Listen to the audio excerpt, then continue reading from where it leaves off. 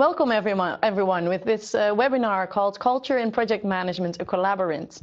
Today we'll focus on culture in project management, and I will present the research I did in the Panama Canal Expansion Program and the outcomes that I call a Collabyrinth. Let's start with the agenda. Before going into my PhD research, I would like to give you the definition of organizational culture. Then I'll go into the Panama Canal Expansion Program and a Collabyrinth, which is the outcome of my research. And towards the end of this webinar, we'll go into my advice, the 5 Ps, as I like to call them. First, let me introduce myself. As you know, my name is Karen Smits. I'm Dutch. I have the Dutch nationality. But I'm married to a Mexican, so I face cultural differences every day, and we live in Brazil, in Sao Paulo. I studied at the VU University in Amsterdam, and the master was called Culture, Organization and Management. So it's focused on organization or culture in organizations. Also, I now work as a business culture consultant in the Latin America region. So what I do is that besides being the author of the book Crosscultural Work, I also give lots of training in organizations on culture, on team building and communication at work. But I'm also a public speaker, so I often present about culture in project management or collaboration in project management or cross-cultural collaboration combined. Now let's go into the definition of organizational culture. According to Tennekes, a Dutch professor, organizational culture can be described as a coherent set of social conceptions of reality, values and behavior related to the work that is executed within the organization and the interactions between the people within this organization. So it's about culture, about the norms and values that are combined within a organization. A shorter definition would be the way we do things around here. That definition, however, is too inadequate because just like referring to national cultures, as we often do in practice, culture is much more. Culture has a national element for sure, but it also has an organizational element referring to the organization you work with. It has a functional element referring to the profession and your education. It also has an individual element referring to the environment you grew up in. So each organization has its own organizational culture, defining the country of origin, the sector it operates in, and the key functional group within that organization. Now, when different cultures come together or different organizations come together, for example, when organizations merge or in a temporary project organization, that is when different organizational cultures have to work together. And that's where the complexity of culture increases. This is where we have to pay a lot of attention to organizational culture. Professor Schein, a former professor of MIT, developed the following model, an organizational culture model. And he states that culture consists of 3 levels. At the first level, that's at the surface, where we find processes and structures and artifacts. This is what we see when we enter our organization. For example, the gray wallpaper or the very innovative mood within an organization. This is what we see when we enter an organization. It's also the organizational logo, for example. Now, at another level, we see the organizational values. This is the ideologies, the aspiration and the goals, the values of the organization. Here, this level is a lot more difficult to understand. But the deepest level of the organization, that's where we find the basic assumptions. This is the core values and beliefs of the organizations are found at the 3rd level of the organization, of the 3rd level of culture, And this level is very difficult to decipher. But although it's so difficult to understand this level provides us the key understanding to why things happen the way they do within an organization. So this level is the most important to understand how people deal with each other, how people deal with cultural values and differences. So again, the organizational level has 3 cultures, and each organization has a culture. So when cultures come together, we need to pay attention to these 3 levels, and we need to discover how people deal the way they deal with the cultural differences and similarities they find in their workplace. Cultural aspects are at the surface, for example, are also, like we see here on this slide, are also the signs that people use. For example, this sign. In the US and UK, it means okay. Also here in the Netherlands, I think we use it as okay. But in Japan, it means money. In Brazil, it's an insult. And in Russia, it refers to zero. So this sign is it's very important to understand cultural aspects. Another one we find on the next slide is the distance that people are used to when they talk into a discussion. So for example, here we see that the British, US and Japanese, the more northern countries, they like a longer distance between one another when they have a conversation. Whereas Mexicans, Spaniards, the Brazilians, the more Latin kind of cultures, they like to stand closer to each other. And I notice now that we live in Brazil, Brazilians also like to pat on the shoulder, they like to hug you. The distance between people in certain cultures is defined by the culture or by what people are used to. It's something to be aware of. Now, why it's so important to focus on culture is explained very well by this example between the definition between Daimler and Chrysler. Now, Daimler, as you see in the logo, actually, Daimler used to have a very top-down management approach with a centralized focus on decision-making and respect for authority.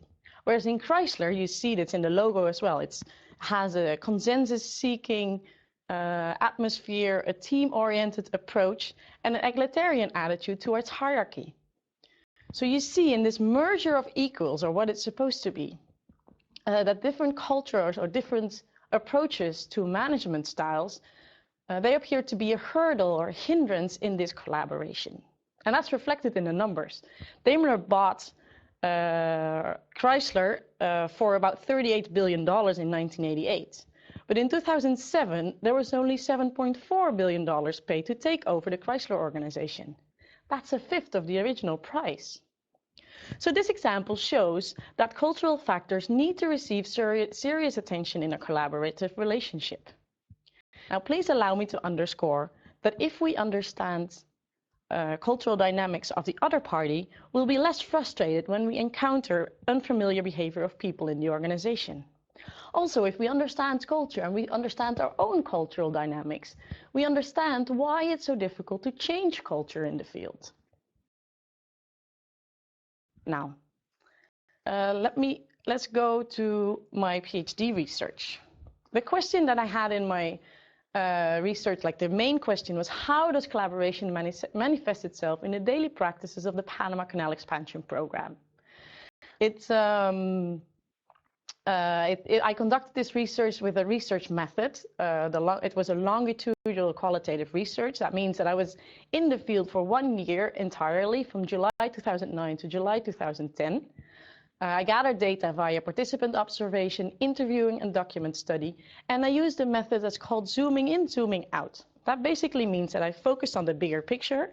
So first I learned about Panama, the canal, and the main context, and then I zoomed further into the work practices by interviewing and participating at different levels of the organization to understand how people deal with the cultural complexity in their workplace. Now let me show you Panama. Here, at this map, you can see that Panama borders with Costa Rica on one side and Colombia on the other side. And in the middle, you see the Panama Canal. Here, let's go. The Panama Canal consists of 3 locks: Gatun locks, Pedro Miguel locks, and Miraflores locks. If you ever have the chance to visit Panama, it's Miraflores locks and Panama City where you should go to see the canal. Now, the canal was opened in 1914 by the Americans. After a French attempt, it was the Americans who finally finalized the construction of the locks. And you see, when they built the canal, there was a lot of space for the boats to pass through. Nowadays, I took this picture earlier this year, you see the boats hardly fit into the locks. There's like 1 feet of space between the boat and the border of the locks. So this is a reason to expand the Panama Canal, so that bigger boats can enter the locks and bigger ships can pass through the Panama Canal. The Panama Canal Expansion Program consists of 7 programs, or 7 little projects, basically. One is the deepening and widening of the Atlantic entrance, and the same they do at Gatun Lake and at the Culebra Cut. There was also an increase of the maximum level of the Gatun Lake, there's a third set of locks built both at the Atlantic and the Pacific side, and they constructed a post-Panama locks access channel. And the seventh one is the deepening and widening of the Pacific entrance. So where the boats enter, the locks needs to be deeper and wider because the ships that are arriving are going to be bigger and heavier, so they need more space to go into the locks. Now also you should know that the Panama Canal is a lock channel, so that because ships are lifted up 26 meters to cross the country and then are brought back down to go back into the ocean. I have a little video to show you how the progress of the Panama Canal expansion is going today. This video was published in November 2014.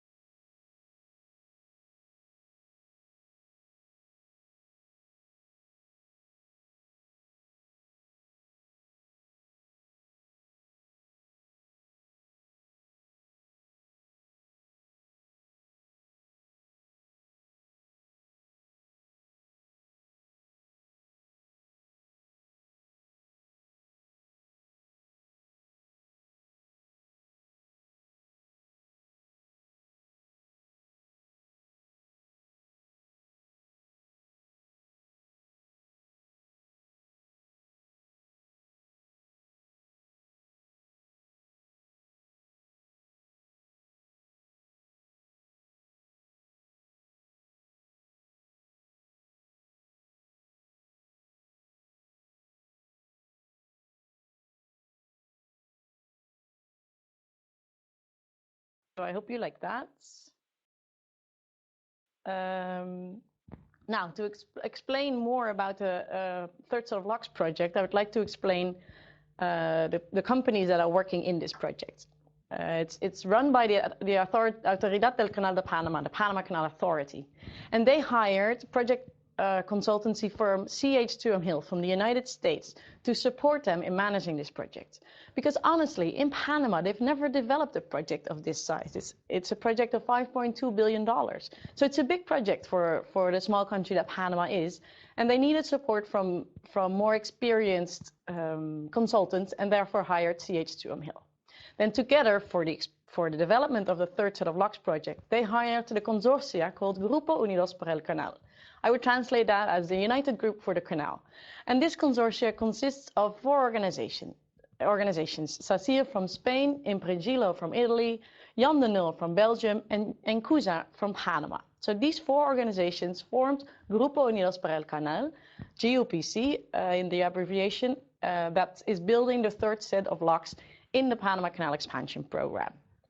I have a little picture of a few pictures of the research participants. It shows that both I have been in the field, both in the field, like with my boots in the mud, but I was also in the office present to understand how people deal with culture in the organization.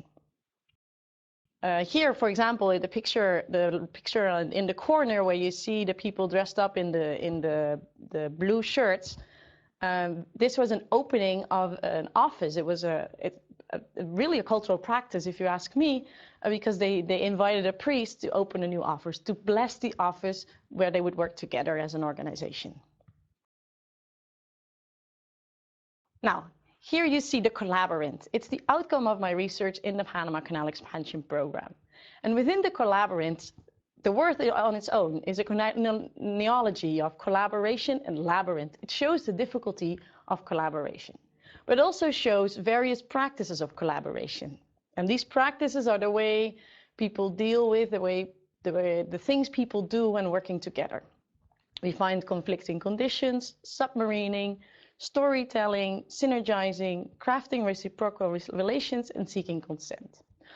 Unfortunately, I don't have time, and I don't want to bother you with all of them today, but I would like to explain 3 of them. We'll focus on conflicting conditions, submarining, and synergizing.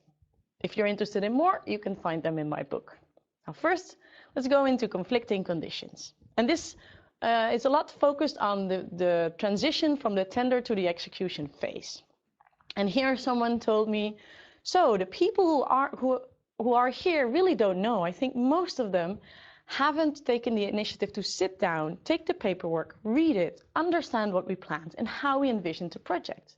And this basically refers, what this person is saying is that there was one group developing the tender phase. They designed the project. They described how GUPC would perform and what GUPC would do to build the third set of locks project. However, once GUPC started working, they brought in new people for the execution phase. And these new people, as reflects in this interview, these new people don't have time to sit down and read all the paperwork. They don't have time to read this pile of contracts to understand the philosophy and the ideas behind the work they need to execute.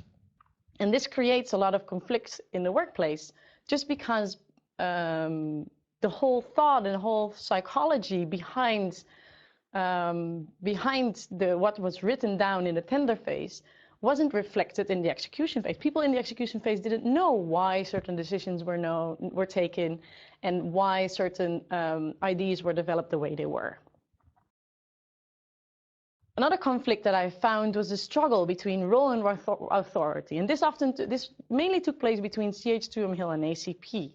And the CH2M Hill program manager stated, contract oversight and advice, but we're not responsible for directing and deciding. We're not. And that is very hard for our people. The program director says this because his people, and he refers to the consultants of CH2M Hill, are used to come to a project, receive the key and start working, start developing the work and actually conduct the work. However, in ACP, in the collaboration with the Panama Canal Authority, they were hired to train the consultants of ACP, to train the people of ACP on how to conduct the work. And training is a whole different skill set, is a whole different mindset than actually conducting the work. So the consultants came to Panama with the idea that they would construct the Panama Canal Expansion Program, or the project, the locks, sorry. They would come to Panama thinking they would execute the work, but in fact they were training and they were teaching. That created a lot of conditions in the workplace. Actually, in fact, in some key positions, there would be one ACP person and one one ACP person, sorry, and one CH2M Hill, an American person, executing the same type of work, executing the same position. So there will be 2 persons on one position. And you can understand how this creates difficulties in the workplace. Another practice of collaboration is submarining, and submarining refers to focusing on traditional practices. Basically what happened is that people came to Panama, they came to their new workplace, they came to the project, but they were focused on their own type of work. They were focused on what they're good at. And only when they came back up to the surface and they looked around, they saw that project partners had gone into different directions. You can understand that this creates a lot of frictions in the workplace.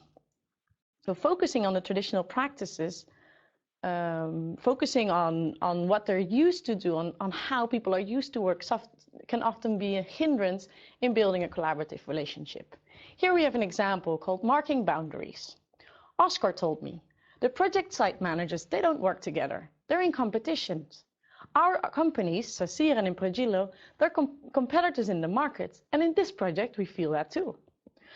What happened is that at the start of the third set of locks project, it was Sasir that was designed to execute and manage the Atlantic part of the project, whereas Impregilo, so their competitor in other projects, will be executing the Pacific project, part of the project. So here we would have Sasir managing the Atlantic and Impregilo managing the Pacific. And that created, instead of collaboration, it created conflict.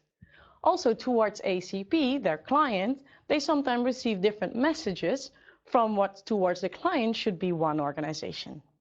So people were marking boundaries about where they would work, the Atlantic versus the Pacific, about the organizations, and these boundaries were a hinder in the collaborative relationship. They were not supporting being GUPC as one team, but they created a canal between these organizations, a distance between these organizations.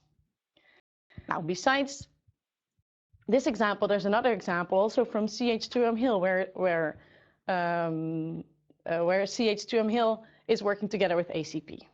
Here, in a formal conversation, someone said, CH2M Hill is supposed to be advising us, but all I see is that they're very much in control. On paper, the ACP manager is the boss, and yes, he signs, but in reality, it's his counterpart who's making the decisions. In the current situation, we feel low. Somos la sombra de CH. We are a shadow of CH2M Hill, says this ACP employee. And why does he say that?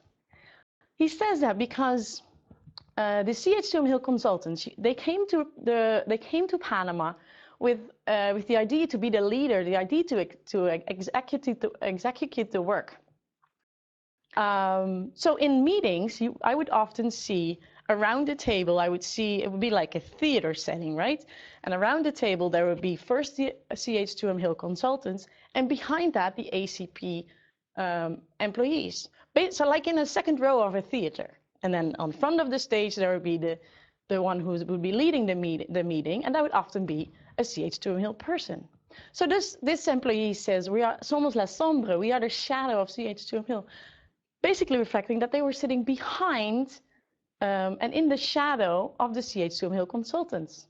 And so instead of learning how they would execute this, they would be like assistants, looking over the shoulders of the consultants to see how the work had to be done. Here I have an example of subcultures that we often find in organizations. And in this picture, you actually see various practices that reflect cultures. We see different dresses, we see different tools, and we see that both parties are speaking a different language. So, for example, this could be, a marketing department versus an engineering department, speaking different languages, using different tools to execute their work, but working in the same organization. So even within organizations, we can find subcultures. Or, as in projects, we find different organizations working together, but each organization bringing its own practices and its own culture towards the organization. Now let's move to a more positive part of the outcomes of my project. I found synergizing.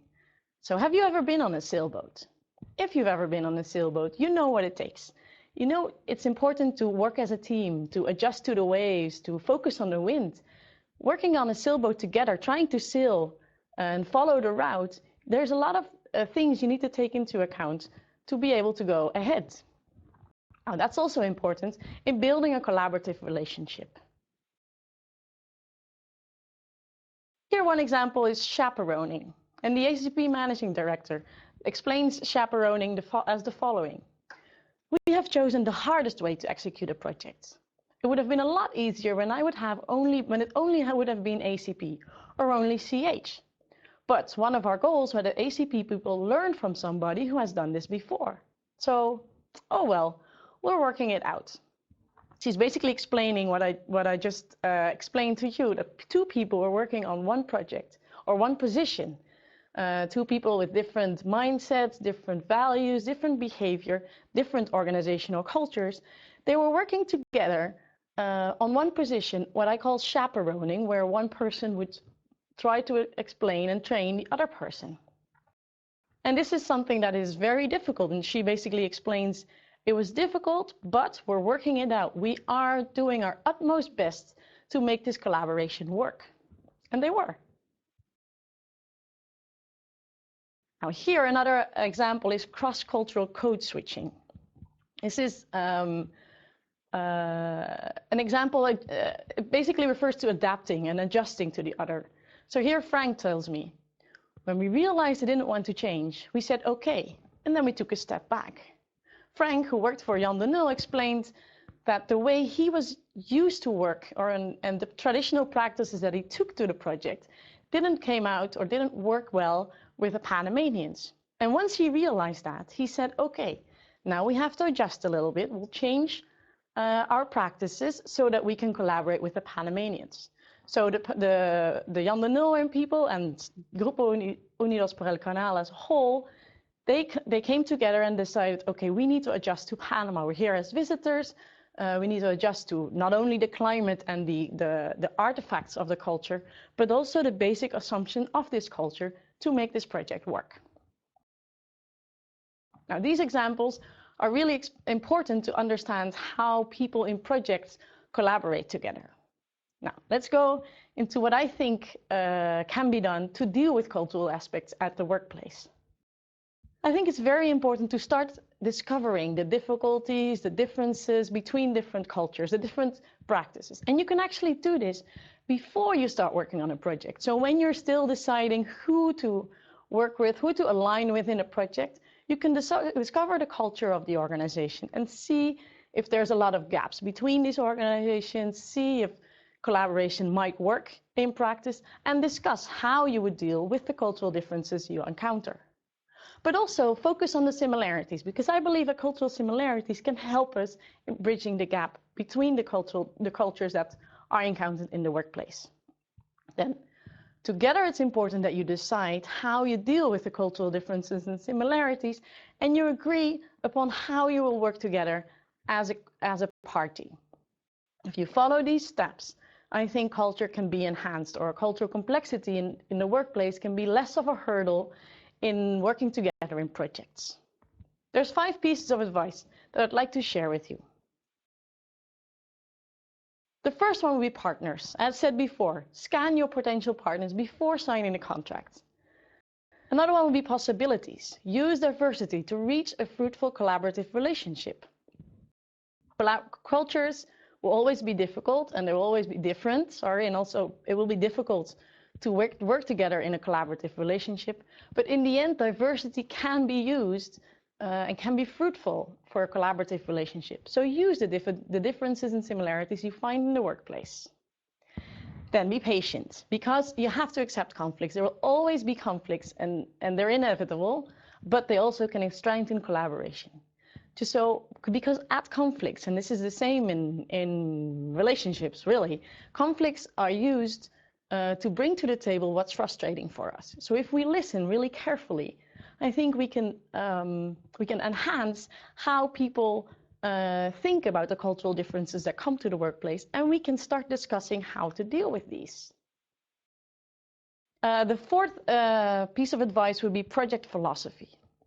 When working in projects, you can define a philosophy for the project, and this helps aligning project employees. It will be a story. You can design that story with a logo. You can enhance it with phrases, even with outfits. You can use a project philosophy to align all the people in the same direction, so that everyone knows we're working towards the end of this project, and we're all focusing on the same message. We have the same goal, because it's very important to have the same goal when working in projects. And my last piece of advice is promote collaboration. We have seen collaboration is a critical success factor in project management. It's really important that collaboration is supported. And you can do this at all levels of the organization. But most important is that you actually promote working together in a cross-cultural environment. Now, I hope this shows you that cultural collaboration must receive priority on the project management agenda. And that's my main message of this webinar. Now, would you like to learn more about my research? Then I advise you, I would guide you towards my book that's called Crosscultural Work, Practices of Collaboration in the Panama Canal Expansion Program. It's found on the following website. Before I finalize, I'd like to go into some questions that we have received. Let me see. Here's the first question. What plays a bigger role? The difference between nationalities or the difference between company cultures? That's a good question and an easy one to answer, really. I would say that the difference between company cultures is a lot more important than national cultures. As I explained at the start of this webinar, a company culture consists of a national culture. So every company has aspects of the national culture. A company born and raised in the Netherlands will always have Dutch aspects, Dutch norms and values in its culture. But the company culture is a lot more stronger when working in projects and working with other cultures in a merger or temporary in different projects. So I hope that answers your question. Another question is, what is the biggest lesson learned from the Panama Canal Expansion Program? Great question too. And I would say that we learned in the Panama Canal Expansion Program that if culture doesn't receive the desired attention, its effects will be visible in the outcomes of the project. You've read the news, you've seen the headlines about the delay in the Panama Canal Expansion Program. I strongly believe that in projects and in mergers, the culture needs to receive attention because the outcomes of mergers, the outcomes of project management can be a lot more successful when cultures are aligned and when collaboration between the people is fruitful. I hope that answers your question. Let's see, here's another one. Culture needs to be high on the organizational agenda you mentioned. Can you give an example of what works in the day-to-day operations? Great, sure. It would be important to find common ground. So besides focusing on the differences, focus on similarities. Talk about previous projects, for example. I found that in the Panama Canal Expansion Program, engineers started talking about work they've completed in Dubai or hydroelectric dams they've been working on. Big projects, because those engineers share a certain passion for their profession, for building things, for constructing things. And I felt that finding common ground supported building a collaborative relationship. Another thing is, and also saw that in the Panama Canal Expansion Program, is that you can use building actors, basically people that they bridge the cultural gaps. These are people you can go to with your issues, with your ideas, and these are people, they're like middlemen. They sort of smoothen out the discussions between people.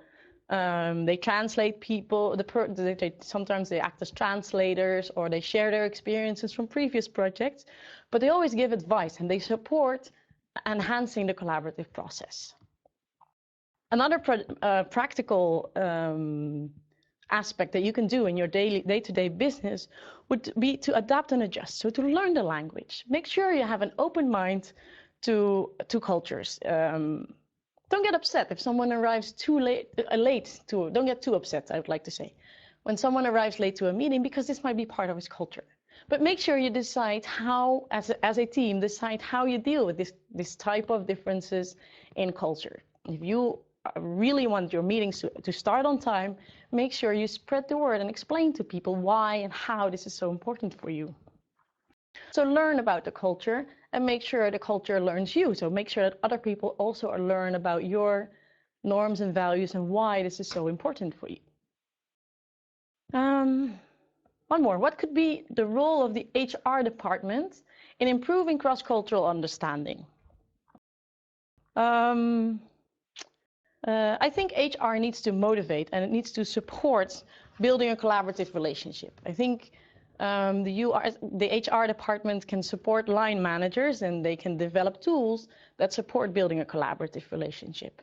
Also, related to the other question, the day-to-day operations, I think practice would be, or what HR can also do is organizing social activities, informal ways, so that people understand each other, so that organizations or people in the organization get to know each other better. And this can be easy. It can be a Friday afternoon drink. It can be a team building activity. It can be celebrating milestones, such as moving from one part of the project to another part of the project.